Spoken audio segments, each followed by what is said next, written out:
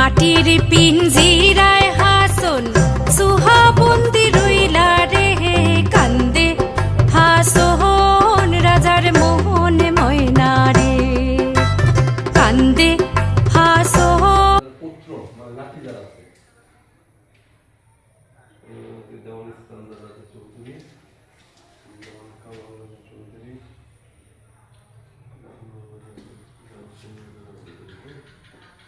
দেওয়ান আমার রাজা চৌধুরী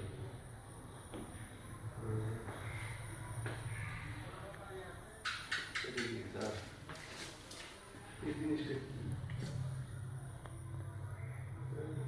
দেখেন তো লেখা আছে।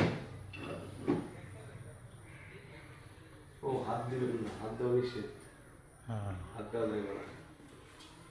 এটা কি হাসন রাজার ভাঙা তরি নাই রে করি নাই কান্দারি। ওই যে নৌকার কি জানি একটা এটা নৌকা, এটা কি কলসি, হাসন রাজার স্ত্রীর বা ওই যে কলসি। 1854 সালে জন্ম, 1922 সালে তার মৃত্যু হয়েছে। তার জীবনী আলোচনা করলে মনে হয় হাসন রাজা নামে কোনো ব্যক্তি ছিলেন না, ছিলেন অসংখ্য ব্যক্তি।